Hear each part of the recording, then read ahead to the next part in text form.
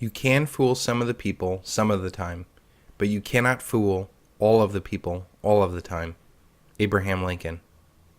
We are in a major paradigm shift that, like a tsunami, starts slowly and ends up with the landscape wiped clean. The paradigm shift is from paper assets into real, tangible assets. This shift happens every generation or so, where one asset class dramatically outperforms another. In the 1940s and 1950s, paper assets like stocks and bonds were the place to be. In the 60s and 70s, real assets like oil, cattle, and precious metals were the best performing assets. In the 80s and 90s, paper assets once again reigned supreme. Since 2000, there's been a real rush from paper assets into real assets. This paradigm shift will be much more dramatic than anything we've seen in our lifetime. This asset shift is going to coincide with other major shifts in demographics, politics, and world power. The collapse of paper assets will not only include stocks and bonds, it will be the collapse of the entire basis of our society, the dollar. The dollar is the nexus of all commerce and is our way of life. The almighty dollar has terminal cancer, and it will not recover to live to see the next paradigm. The shift from paper assets to real assets is driven by money debt creation. Since our dollar is debt, it is necessary that more debt is created every year in excess of the debt and interest accrued the year before. The majority of this debt was created during boom times when no one feared debt. When the inevitable slowdown came, the elite created more money and debt to keep the system going. This new money and debt creation, relative to the amount of goods and services available in a slowing economy, produces more inflation, which naturally boosts the value of real assets. This cycle has been successfully managed by the elite in the past with the creation of Bretton Woods, the closing of the gold window, the creation of the petrodollar, Paul Volcker raising interest rates to 22%, the banker bailout.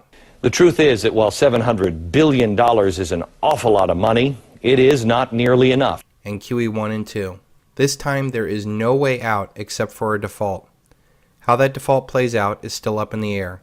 I believe we'll get another deflationary shock to scare Congress and us to create more money, and then it's off to the hyperinflationary printing presses. The only way to protect yourself from this mathematically inevitable disaster is to sell all of your paper assets now and buy real tangible assets. One of the most common misconceptions of real tangible assets is the thought that real estate is a real tangible asset. After all, it is called real estate. Real estate is much more a paper asset than it is a real tangible asset, and it will suffer tremendously during the dollar collapse. Real estate is often the biggest question I get in my strategy sessions. Real estate is such a huge personal investment, so it's hard for people to think rationally and unemotionally about it. If you can not only grasp this idea, but have enough courage to follow through with your idea, this could prove to be one of the most important decisions you'll ever make. I want to lay out as many reasons as I can on why you should sell all of your investment real estate portfolio right now. I would have preferred if you sold your real estate and bought real tangible assets like I did in 2005, but we're on the verge of another leg down in real estate, and the name of the game is wealth preservation.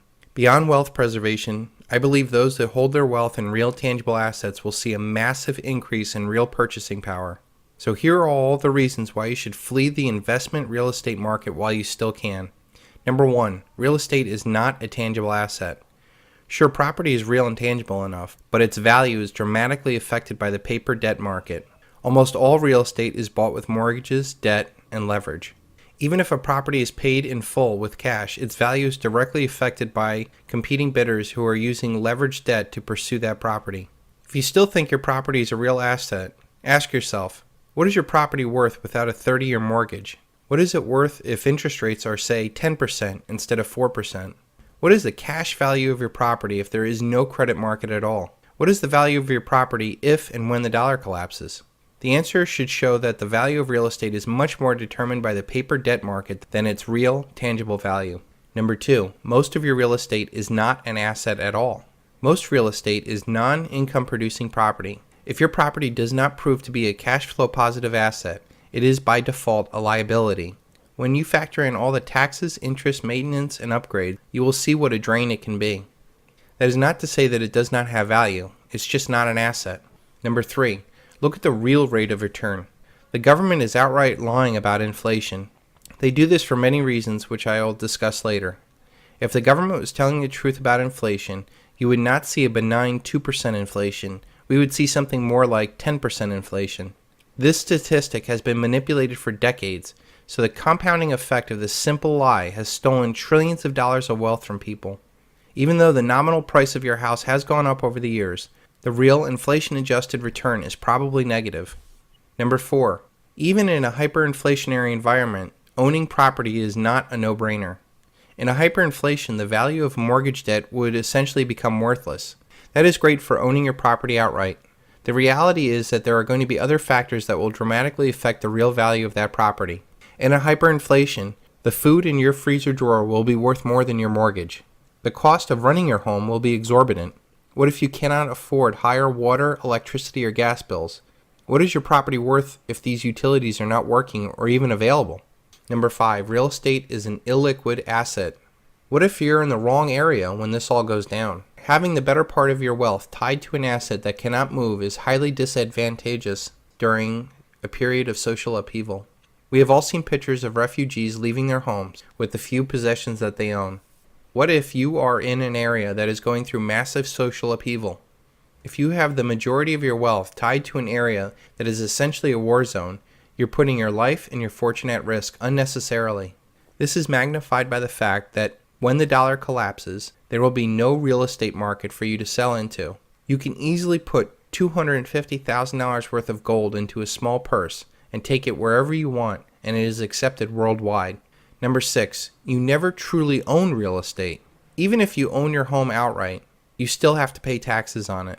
If you do not pay taxes, you will see who has the real ownership of your property. There is a way around it, and you can get a allodial title to your property. This king's title means that no one can put a lien against your property. First, you need to pay off your entire mortgage. Then you need to buy the bond that is attached to your property and pay that off too. It costs anywhere from 6 to 8 times your property taxes. When this is done, you need to go to your town hall and have your property reclassified as private property. Many churches have their properties held this way, and they do not have to pay property taxes. This is something I've only taken a passive interest in, but after the collapse, I will make sure that any property I buy will have a allodial title. Once you have a allodial title, you cannot put a mortgage on it.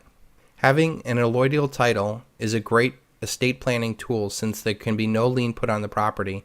It is also off-limit to lawsuits. This is not available in all states and is something that we have to look into more in depth. Until then, silver and gold naturally have a allodial title to it, and it is without counterparty risk. Number 7. Taxes will be raised as local governments become more desperate. During the boom, few people saw or cared about property taxes. They figured as long as the asset went up, taxes were sure to follow. Many figured if the property value fell, the taxes would naturally go down. Wrong. Local governments either kept taxes the same when property values fell, or worse, raised the rate or taxable property valuation to steal more money from you. The sad thing is we have not seen anything yet. When the dollar collapses, governments will become more desperate and take extraordinary actions to maintain their power. For a local government, the best place to steal money is the property owner. The local government can raise rates and there's nothing you can do about it. If you don't pay, they'll simply take your property and sell it at a tax sale. Another thing you should be concerned about is the 3.8% transaction tax on property signed with the Obamacare program. Number 8, what they can't tax, they will take. Governments have many other tools in their pocket to steal your property, like zoning. What if they mandate that your home must be energy neutral before you can sell it? What if they use eminent domain to give your property to corporate pirates? What if there's new zoning laws that says you cannot build within 500 feet of a water source or an endangered species? What if they pass regulations to force you from your home, like planned in Agenda 21? Number 9, income-producing properties are a risk also. The value of an income-producing property is directly tied to the economy. If the economy cannot support businesses, the value of the underlying property is worthless. Overnight, property turns from an income-producing asset into a cash-sucking liability. I have seen franchises go broke, and once prime property loses 50% of its value overnight. With so many empty properties on the market, it acts as a drain on your ability to hold rents up. Number 10, if the economy is bad, it also limits the highest and best use for that property. A property's value is judged by its highest and best use. Hypothetically, if a retail property selling cars is worth $5 million during boom times, it might be valued at more than $35 million for high-priced condos. But if the economy should suddenly turn and the market for high-priced condos falls, it is no longer worth the $35 million or even $5 million. It may only be worth the $2 million that you bought it for 20 years ago, and that does not include inflation. Number 11. A bad economy bleeds into the family rental market also. When the economy deteriorates, people lose their minds. Domestic violence and drunken disorderly rises. People steal air conditioners and strip homes clean. If people don't have jobs, they can't pay for the rent. Towns may enact laws from preventing you from getting rid of non-paying renters. People stop caring about life, much less the upkeep of property. Even if you do get rent, the real value of that rent is falling as things get tougher. If things get really bad, people will be paying more for food and heat and may not have any money to pay the rent. Finally, the renters may look at you as the cause of all their problems. You probably look like a Rothschild or a Rockefeller to most of these renters, and they may take their frustrations out on the guy that's taking money from them. Number 12. Renters have no buffer. I know this is a broad generalization, but most renters do not have a buffer. In fact, half of all Americans cannot come up with $2,000 in 1 month for an emergency. Rent is often the most easiest expense to skip out on. I have had more than a few members who have told me that they fear if their renters don't pay, they don't have a buffer to even pay the mortgage. They now see how their asset can be turned into a liability at any time. Number 13. The existing home inventory is going back up. During this past summer, it took approximately 9 months to sell your home. Now that winter is coming, it's taking much longer. And wait until after the next financial crisis. Many people simply cannot afford to sell a house because they owe too much on their home. Number 14. Flippers make up a huge portion of those sales. The sales numbers are skewed because there are a lot of homes that are bought and then sold. So the real buyers that are actually moving into new homes is much lower than we are led to believe. Number 15. The shadow inventory. The shadow inventory sounds scary. Well, actually it is. On top of the homes that are on the market, there are millions of homes that are not on the market.